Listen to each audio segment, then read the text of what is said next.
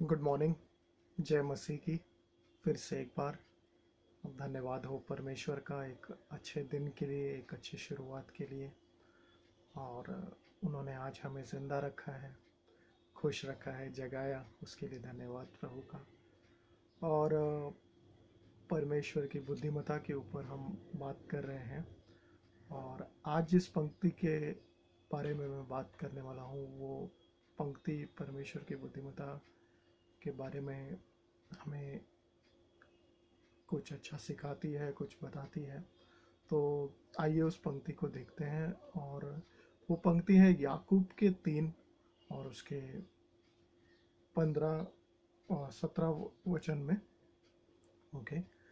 James 3 verse 17। Okay. और उसमें इस तरीके से लिखा है कि पर वो बुद्धिमत्ता जो ऊपर से आती है, वो पहले तो पवित्र है, शुद्ध है। दूसरी वो मिलनसार है। तीसरी वो दया से भरी हुई है और मृदु भाव की है। और करुणा से भरी हुई है और अच्छे फलों से। और उसके अंदर कोई पक्षपात नहीं है और उसके अंदर कोई कपट नहीं है। और ये परमेश्वर की बुद्धिमत्ता है। जब हम बुद्धिमत्ता के बारे में सोचते हैं, जब हम ये जानते हैं कि कैसे हो सकती है परमेश्वर की बुद्धिमत्ता, तो ये एक बहुत ही अच्छी बात है सोचने के लिए कि परमेश्वर की जो बुद्धिमत्ता है वो इस तरीके की बुद्धिमत्ता है कि वो शांत है, वो मिलनसार है। और उसमें किसी भी तरह का कपट नहीं रहता, छल नहीं रहता। तो मैं कैसे फ़र्क करूं कि कौन सी बुद्धिमत्ता मेरे ओर से है या कौन सी बुद्धिमत्ता परमेश्वर की ओर से है। तो ये सारे गुण जो हमने अभी पढ़े याकूब के 3 और उसके 17 पंक्ति में, अगर ये सारे गुण आपको एक बुद्धिमत्ता में दिखाई दे रहे हैं, तो जान लेना कि ये बुद्धिमत्ता परमेश्वर की है। या ये बुद्धिमत्ता से अगर कोई व्यक्ति चल रहा है, तो जान लेना कि ये परमेश्वर की ओर से उसे बुद्धिमत्ता मिली है।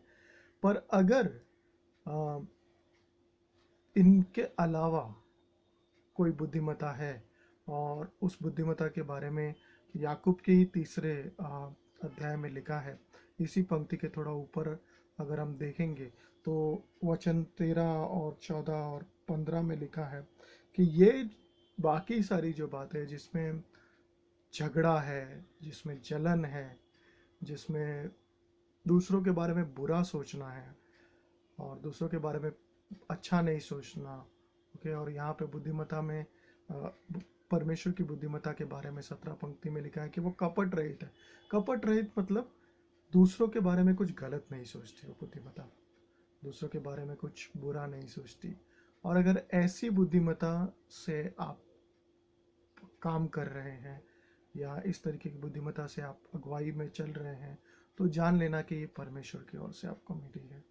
और अगर कहीं ना कहीं हम गलतियों में थे, हम इस तरीके की बुद्धिमत्ता में नहीं जी रहे थे, हमें नहीं मालूम था कि ये तरीके की बुद्धिमत्ता परमेश्वर की ओर से ज़रूरी है, तो वो बुद्धिमत्ता परमेश्वर हमको दे, उसके लिए हम परमेश्वर से मांगते हैं, उनसे कहते हैं कि प्रभु आपकी बुद्धिमत्ता हमें दीजिएगा।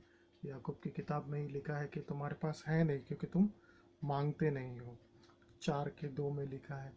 और हमें मांगना बहुत ज़रूरी है। जैसे आज हमारे प्रार्थना का दिन भी है, तो हम ये भी याद रखें कि हमें मांगना बहुत ज़रूरी है। परमेश्वर से मांगे वो चीज़ें जिसकी आवश्यकता है, जिससे हमारी प्राणों की बढ़ोतरी होती है, जिससे हमारी आत्मा की बढ़ोतरी होती है।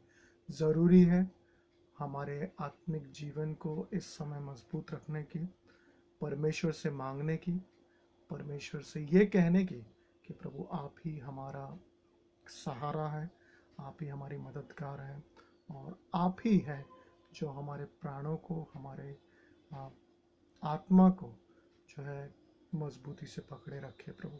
तो प्रभु आपका धन्यवाद हो फिर से एक बार आज की सुबह के लिए। धन्यवाद हम सबको उठाने के लिए परमेश्वर। धन्यवाद कि आप हमारे साथ है प्रभु, और हम सबकी रक्षा करना, इस देह की रक्षा करना प्रभु, लोगों को प्रेम में बढ़ाना, एकता में बढ़ाना परमेश्वर। हम आपसे मांगते हैं। प्रभु यीशु मसीह के नाम से ये आपका पूरा दिन अच्छा जाए। आमीन।